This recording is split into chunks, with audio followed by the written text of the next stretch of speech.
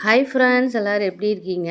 இன்றைக்கி என்ன பார்க்க போகிறோன்னு பார்த்தீங்கன்னா, ஒன் சைடு பார்டரை வச்சு ஒரு சூப்பரான டிசைன் வந்து எப்படி மேக் பண்ணலாம் அப்படிங்கிறத பார்க்க போகிறேன். வாங்க ஃப்ரெண்ட்ஸ், நம்ம வீடியோக்குள்ளே போகலாம்.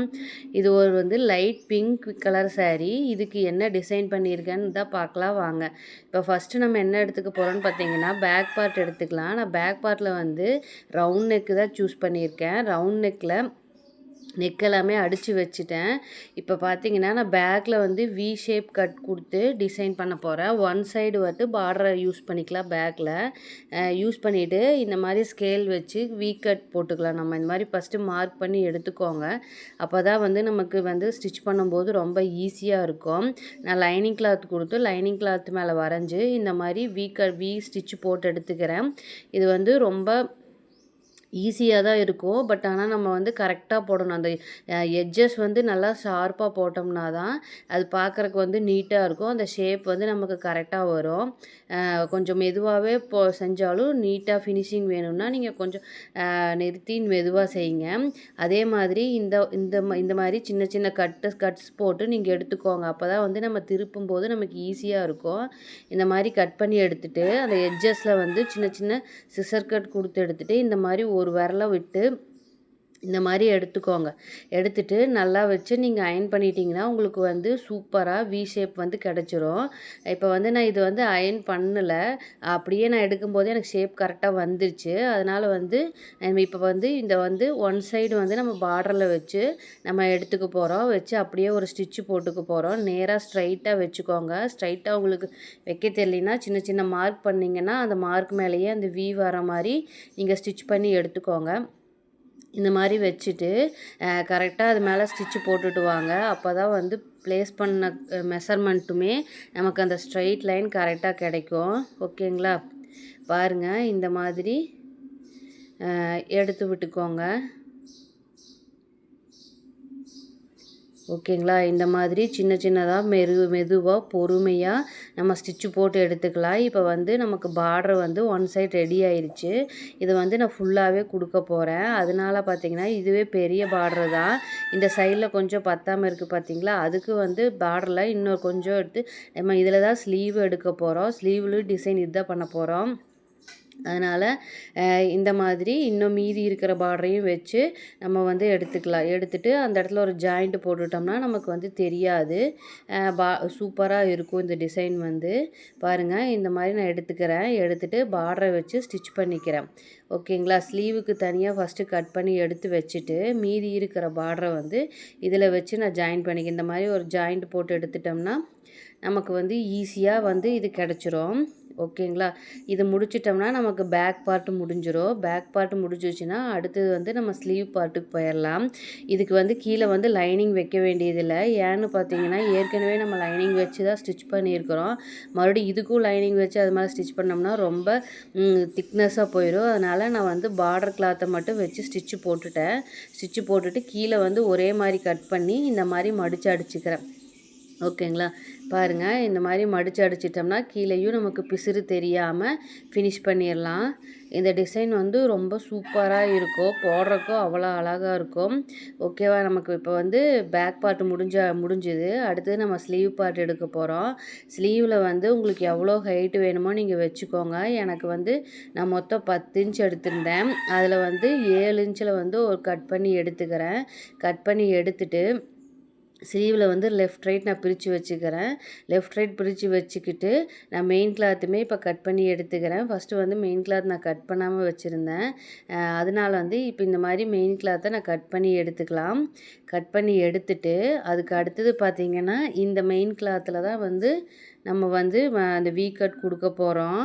வி கட் இந்த மாதிரி ஸ்கேல் வச்சு 1/2 இன்ச் கேப்பில் ஃபஸ்ட்டு ஒரு ஸ்ட்ரைட் லைன் போட்டுக்கோங்க. ஸ்ட்ரைட் லைன் போட்டுட்டு அதுக்கு அடுத்து பார்த்திங்கன்னா இந்த மாதிரி வி ஷேப் வரைஞ்சிக்கோங்க. அந்த ஸ்லீவுக்கு அளவாக இந்த மாதிரி நம்ம வி கட் வரைஞ்சிக்கலாம். வரைஞ்சிட்டு அதுக்கப்புறம் ஸ்டிச்சு போட்டு எடுத்துக்கோங்க. உங்களுக்கு கேன்வாஸ் வேணும்னா நீங்கள் கேன்வாஸ் யூஸ் பண்ணிக்கலாம். இந்த இடத்துல எனக்கு கேன்வாஸ் நான் இதுலேயே நல்லா கரெக்டாக ஷேப் எனக்கு வந்துடும். அதனால் வந்து நான் கேன்வாஸ் யூஸ் பண்ணல. உங்களுக்கு வேணும்னா நீங்கள் கேன்வாஸில் வரைஞ்சு கூட பண்ணிட்டீங்கன்னா கொஞ்சம் நல்லா ஸ்டிஃபாக இருக்கும். இதுவும் பிரச்சனை இல்ல தான், நல்லா தான் இருக்குது. ஓகேங்களா? இந்த மாதிரி வந்து லைனாக வரைஞ்சிக்கோங்க. வரைஞ்சிட்டு அதே மாதிரி அந்த ஷேப் கொஞ்சம் கொஞ்சமாக நீங்கள் கட் பண்ணி எடுத்துட்டு ஒரு 1/4 இன்ச்சு கேப் விட்டே நீங்கள் கட் பண்ணிக்கோங்க. அப்போ தான் வந்து அந்த தையல் பிரியாமல் வரும். அதுக்கப்புறம் அந்த எட்ஜில் சின்ன சின்ன சிசர் கட் போட்டு எடுத்துக்கோங்க. எடுத்துட்டு அவ்வளோதான். இதை நல்லா திருப்பி அயர்ன் பண்ணி எடுத்துட்டிங்கன்னா ஃபினிஷிங் வந்து நீட்டாக வந்துடும். இப்போ வந்து நீங்கள் ஸ்டிச்சு போட வேண்டாம். ஏன்னா இப்போ ஒரு ஸ்டிச்சு போட்டு நம்ம வந்து பார்டர் யூஸ் பண்ணும்போது மறுபடியும் டபுள் ஸ்டிச்சாக அசிங்கமாக தெரியும். அதனால் நம்ம ஒரே ஸ்டிச்சு அப்புறமாவே போட்டுக்கலாம்.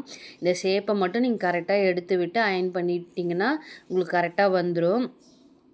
அதுக்கு அடுத்தது பார்த்திங்கன்னா நம்ம பார்டர் இருக்குது பார்த்திங்களா, அந்த பார்டர் வந்து உங்களுக்கு எவ்வளோ ஹைட் வேணுமோ அவ்வளோ ஹைட்டை வந்து நீங்கள் வச்சுக்கோங்க. இந்த மாதிரி பார்டருக்கு வந்து கண்டிப்பாக லைனிங் கொடுத்துட்டு ஒன் சைடு வந்து நான் எடுத்துக்கிறேன். அதாவது இது வந்து பார்டர் வந்து கொஞ்சம் பெருசாக இருந்தனால நான் இவ்வளோ டிசைன் பண்ணியிருக்கேன். அதாவது பேக்குக்கு, ஃப்ரண்ட்டுக்கு, ஸ்லீவுக்கு, நாட்டுக்கு கூட நான் இந்த பார்டரை தான் யூஸ் பண்ணியிருக்கிறேன். நம்ம வந்து ஒன் சைடு பார்டராகவே இருந்தாலும் நம்ம கரெக்டாக அதை யூஸ் பண்ணினோம்னா நம்ம டிசைன் வந்து சூப்பராக பண்ணலாம். ஆனால் எல்லோரும் நினச்சிருப்பாங்க அதாவது சாரியும் அதே கலரு, ப்ளவுஸும் அதே கலரு, இதுக்கு வந்து நம்ம இது எப்படி டிசைன் பண்ண முடியும் அப்படிங்கிறத யோசிச்சுருப்பாங்க.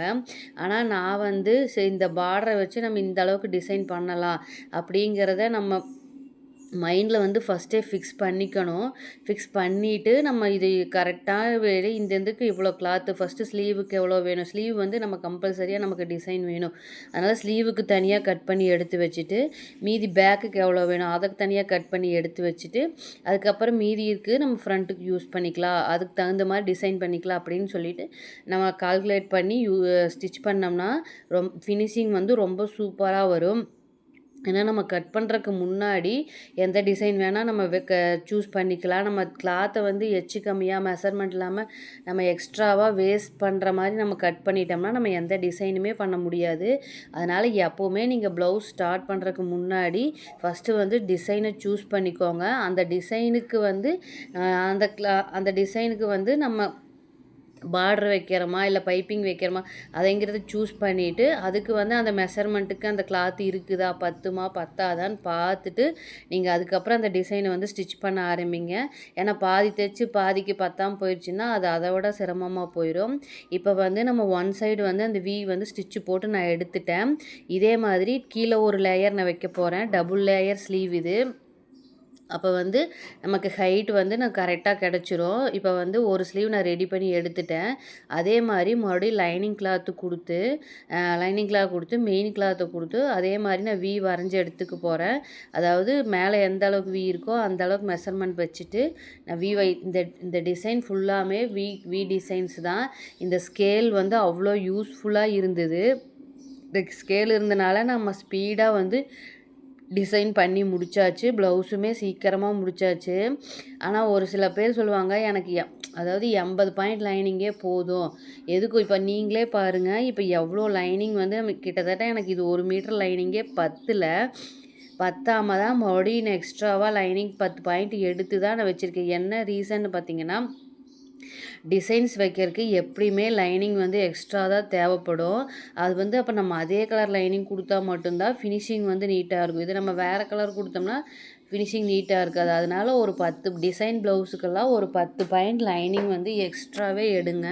அதனால் ஒன்றும் தப்பில்லை. உங்கள் ப்ளவுஸுக்கு தான் வைக்க போகிறோம். உங்கள் ப்ளவுஸுக்கு தான் நாங்கள் வைக்க போகிறோம். அதோட ஃபினிஷிங் கொண்டு வரக்காக தான் நாங்கள் வந்து இந்த மாதிரி லைனிங் ஒரு 10 பாயிண்ட் எக்ஸ்ட்ரா எடுங்க அப்படின்னு சொல்லி எல்லாத்துக்குமே சொல்கிறோம். டிசைன் ப்ளவுஸுக்கு கம்பல்சரி ஒரு 10 பாயிண்ட் எக்ஸ்ட்ரா எடுத்துருங்க. இப்போ பாருங்கள், இந்த மெயின் கிளாத் வீயுமே நான் வச்சு அதே மாதிரி கேப் வந்து கரெக்டாக ஈவனாக இருக்கிற மாதிரி வச்சுக்கோங்க. வச்சுட்டு அது மேலே ஸ்டிச்சு போட்டு எடுத்துக்கோங்க. இந்த மாதிரி ஒரே ஒரு ஸ்டிச்சு தான் போடணும். நீங்கள் டபுள் ஸ்டிச்சு போட்டிங்கன்னா கொஞ்சம் அசிங்கமாக தெரியும் நமக்கு பார்க்குறக்கு. வியூ வந்து அவ்வளோ அழகாக இருக்காது. இந்த மாதிரி ஸ்டிச்சு போட்டுட்டிங்கன்னா நமக்கு சூப்பரான ஸ்லீவ் டிசைன் வந்து ரெடி ஆயிரும். பாருங்கள், நல்லா பொறுமையாக போட்டுட்டு வாங்க. ஓகேங்களா? பாருங்கள் இந்த மாதிரி நல்லா பொறுமையாக போட்டுட்டு வாங்க. நான் வந்து இந்த மிஷினில் வந்து லைட் ஆன் பண்ணியிருக்கறனால கொஞ்சம் கிளார் அடிக்கிற மாதிரி இருக்குது. சாரி ஃப்ரெண்ட்ஸ், அடுத்த வீடியோலேருந்து நான் லைட்டை ஆஃப் பண்ணியே நான் வீடியோ எடுக்கிறேன். அப்போ தான் வந்து பார்க்குறக்கும் நீட்டாக இருக்கும்.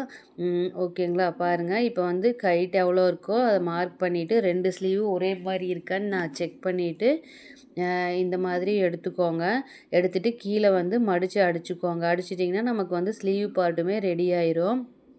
நான் வந்து இதில் வீடியோ வந்து லென்த்தாக இருக்கிறனால ஒரு ஸ்லீவ் மட்டும்தான் எப்படி ஸ்டிச் பண்ணுறது அப்படிங்கிறத காட்டியிருக்கேன். இன்னொரு ஸ்லீவுமே அதே மாதிரி ஸ்டிச் பண்ணி எடுத்துக்கலாம். அவ்வளோதான், ஸ்லீவ் ரெடி ஆயிடுச்சு. பாருங்கள் 2 ஸ்லீவுமே நான் ரெடி பண்ணி எடுத்துட்டேன். கைக்கு வந்து வி கட்டில் சென்டரில் பார்டர் கொடுத்து யூஸ் பண்ணியிருக்கிறோம். ஓகேவா? இப்போ வந்து நம்ம பேக்கும் ரெடி பண்ணி எடுத்தாச்சு, ஸ்லீவும் ரெடி பண்ணி எடுத்தாச்சு. அதுக்கப்புறம் இன்னுமே எனக்கு பார்டர் மிச்சம் இருக்குது. அதை என்ன பண்ணுறேன்னு பார்த்தீங்கன்னா, ஃப்ரண்ட் பார்ட்டில் நான் டாட் மட்டும் பிடிச்சி வச்சுருக்கேன். அதுக்கு வந்து கிராஸ் பீஸ் கொடுத்து அடிச்சுக்கலான்ட்டு கிராஸ் பீஸ் கட் பண்ணி எடுத்துட்டு பார்டர் மிச்சம் இருக்குது பார்த்தீங்களா, அதையுமே அதுலேயே வச்சு ஸ்டிச் பண்ணிவிட்டு அந்த கிராஸ் பீஸ் கூடயே அப்படியே திருப்பி அடிச்சிடலாம் அப்படின்னு சொல்கிறதுக்காக ஃபஸ்ட்டே நான் வந்து இதை அடித்து வச்சுட்டு இந்த மாதிரி ஸ்டிச் பண்ணி வச்சுக்கிறேன். ஸ்டிச் பண்ணி வச்சுட்டு அதுக்கப்புறம் தான் நான் கிராஸ் பீஸ் கொடுத்து அடிக்க போகிறேன். இப்போ வந்து இந்த ஃப்ரண்ட்டில் பார்டர் வைக்கிறதா இப்போ ட்ரெண்டாக போயிட்டுருக்குது. அதனால் நம்ம இருக்கிற பார்டரை அது ஒரு டிசைனாக இருக்கட்டும்ன்ட்டு ஃப்ரண்ட்டுக்கும் வச்சு எடுத்தாச்சு. பாருங்கள் இந்த மாதிரி 1/4 இன்ச்சு பீஸ் கொடுத்து நெக்குக்கு பைப்பிங் நெக்குக்கு அடிக்கிற மாதிரி நான் வந்து ப்ளவுஸு ஃப்ரண்ட்டுக்கு அடித்து எடுத்துக்கிறேன். அடிச்சுட்டு திருப்பி டபுள் ஸ்டிச்சு போட்டு எடுத்துக்கலாம். டபுள் ஸ்டிச்சு போட்டு எடுத்தால் நமக்கு ஃப்ரண்ட் பார்ட்டுமே ரெடி ஆயிடுச்சு. இந்த மாதிரி பாருங்கள். ஓகேவா? எல்லாமே ஸ்டிச்சு போட்டு எடுத்துகிட்டு அதுக்கப்புறம் இந்த இடத்துலையுமே வந்து நம்ம என்ன பண்ணுறோன்னா ஆப்போசிட் சைடில் ஒரு ஸ்டிச்சு போட்டுட்டு கீழே வந்து ஒரு ட்ரையாங்கிள் ஷேப் வர மாதிரி இந்த மாதிரி மடித்து ஸ்டிச் பண்ணிட்டோம்னா அது ஒரு டிசைனாக போயிடுவாருங்க. இந்த மாதிரி ட்ரையாங்கிள் வர மாதிரி அதை மடித்து நம்ம அடிச்சிட்டோம்னா நமக்கு வந்து கரெக்டாக இருக்கும். பாருங்கள் இந்த மாதிரி ஸ்டிச்சு போட்டுட்டோம்னா நமக்கு அவ்வளோதான்.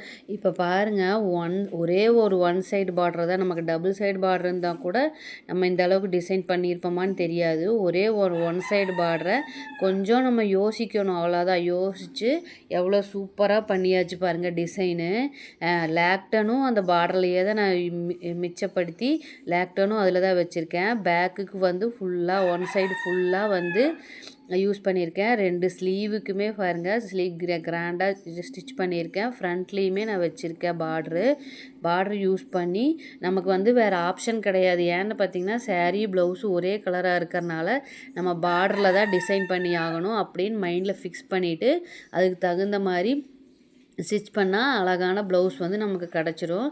ஓகே ஃப்ரெண்ட்ஸ், பாய். நெக்ஸ்ட் வீடியோவில் பார்க்கலாம்.